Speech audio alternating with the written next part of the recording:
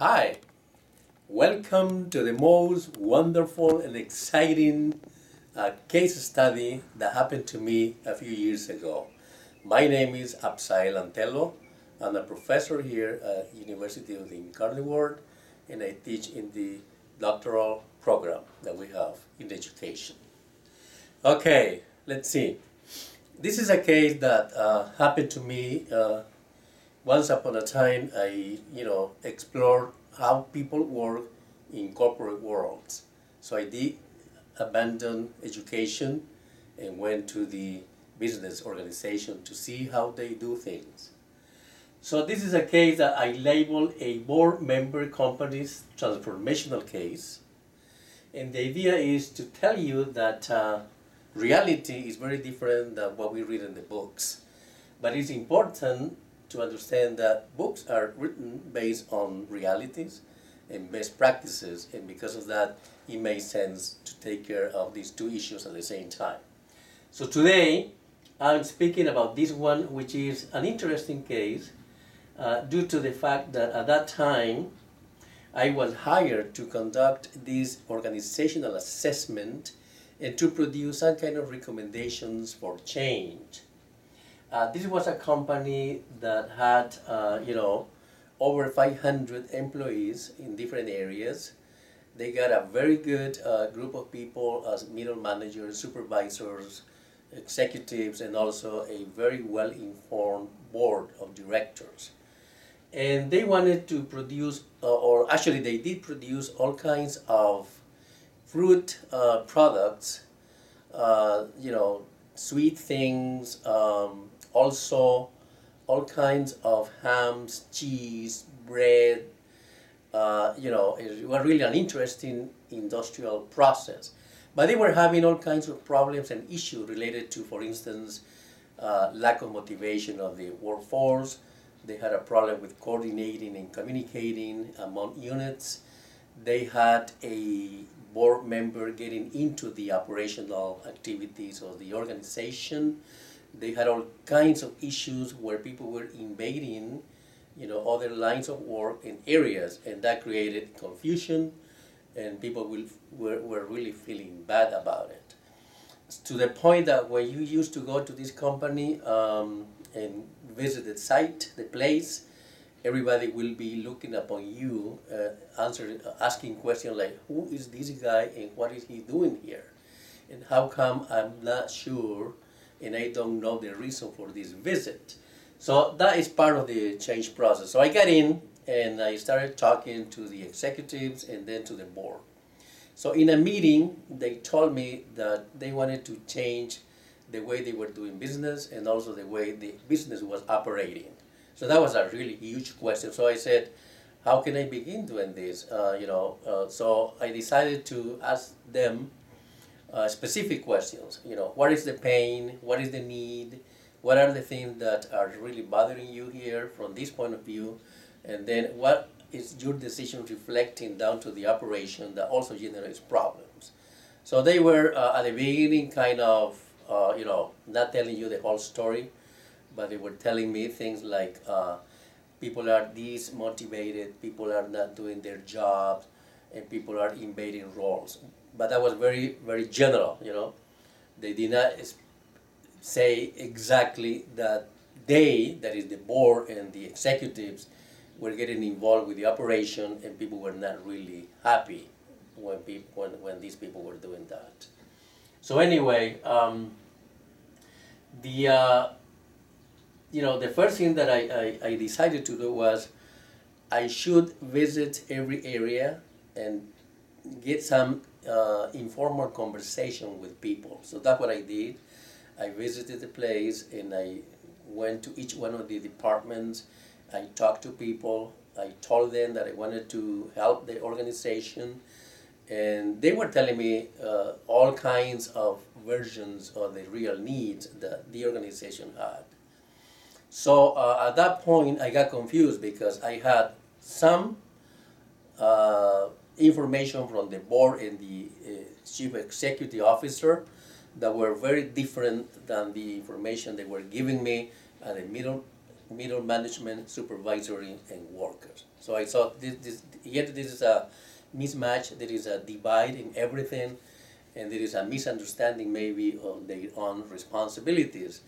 So then I decided to create this survey, So I organized a survey, I got a meeting with the board and also with the chief executive officer, and we decided the areas. So I took all of the independent variables that could happen and produce some change within some kind of dependent areas or dependent variables. For instance, motivation, lack of motivation, low morale, punctuality, compliance with procedures, following policies, decision making, and all of that was part of this questioning process. So I did gather these ideas, and based on those and some of the current literature at the time about how to assess organizations, I did build this survey instrument. So I sent it to everybody in the organization, and then people from the same organization and my own people in my office, we organize and analyze the information. So from there, I had three kinds of information or pieces. The first one, that there was a need to reorganize the whole company in a holding, something like they felt that the holding should be a main headquarters that should be located outside the organization, not in the same site, but in a different place. And that would help people to do their own job without having this interference all the time between board, executives, and workers. That was one thing, a big thing to do. The second thing was that those dependent variables that are seen at the worker and supervisory middle manager level were very different than those that were expressed by the higher level or top administration. So then we need to conciliate and understand what do they mean by this. So a training program was developed, like an OD program, where I had to be with each one of the departments trying to clarify what they meant about their complaints and needs for change. So I decided to organize a group that would represent each area, and that was like 12 or 14 people together. So I trained them about how to analyze this information, and then to organize a plan for change with them. And these were union-based organizations because they got a union there. And that had to be taken also into consideration, because if the union wants, they will stop the operation of the company. So because of that, then we need to involve the union members. So I did, talk to the union, and they said, well, so and so could participate, and that was the member of the group. So there were board members, executive officers, middle managers, supervisors, unions, and selected group of workers for each area that were formed as a main committee. Let's call it like a change committee. And I told them that it should be celebrated. What we did was organize an event within the organization and told everybody in a public meeting that these things are going to happen. So we did that.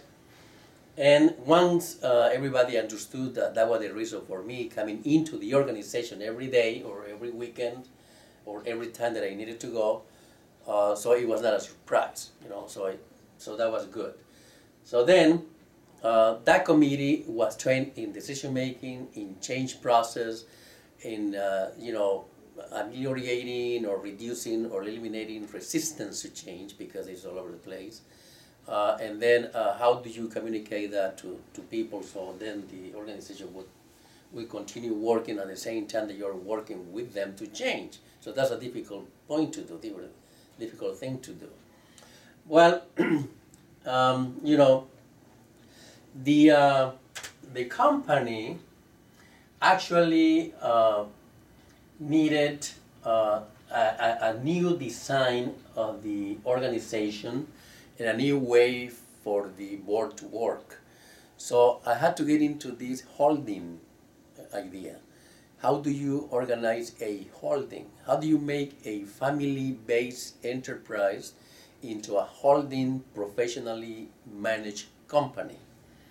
And how do you tell the owners of this company that it's better to be in a separate place, and then just let the operating personnel work, leave them alone, and just review results, outcomes, instead of being there all the time on top of each one of the people, So then it was a long meeting with the board until they said, yeah, I think you're right.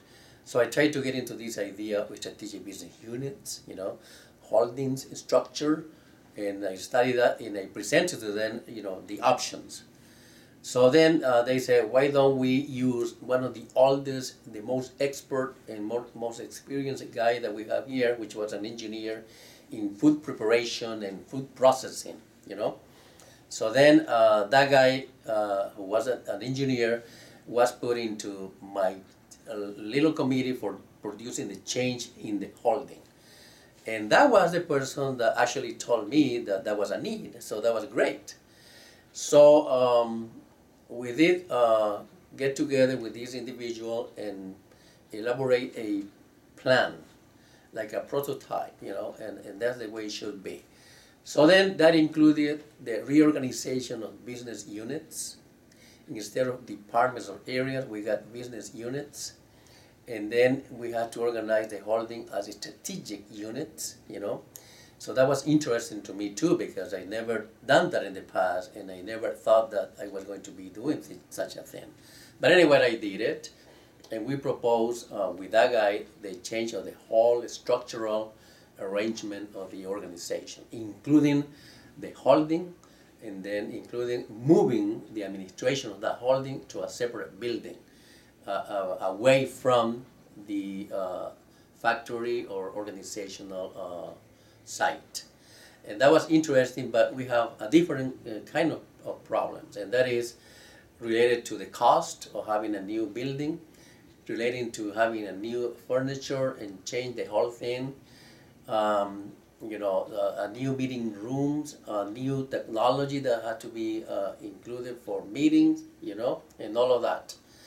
That was a struggle too, but at the end they funded the thing, and it did work, and everybody moved to the holding offices, and from there they started managing or doing the administration of the whole organization. There was amazing change. One of the changes that we did at the operating units was they had the raw material far away from the processing of the products.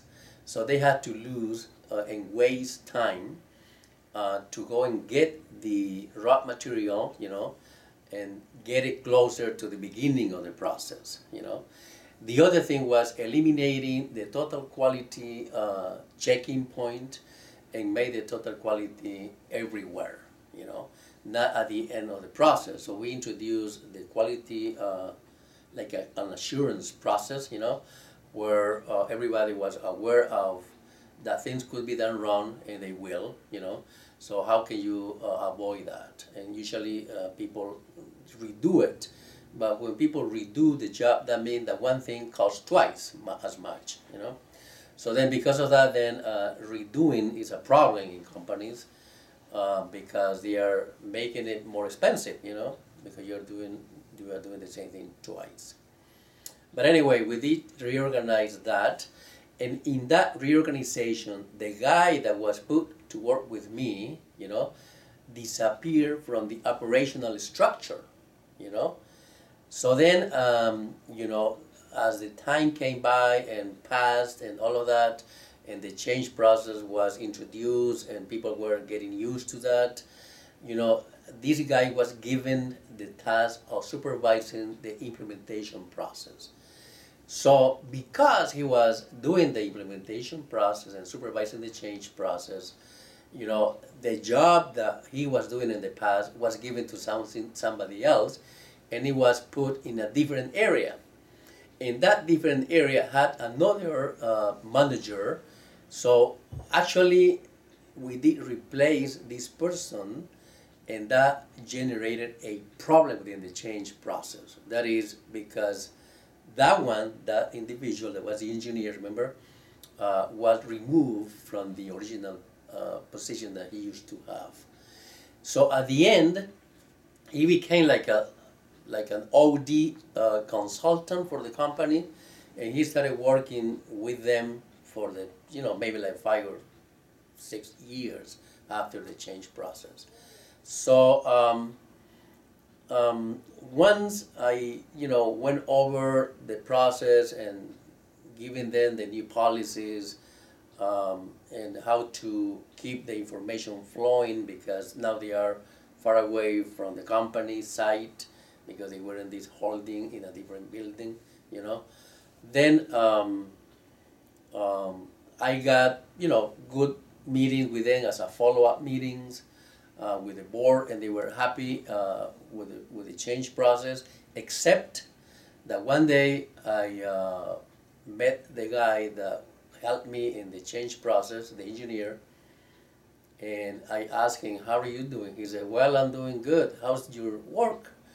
I said, and then he said, "Well, I don't have a work. Remember that when the change that we did, my position was eliminated." So that was really bad, but that really happened, But the problems with quality, the problem with time, the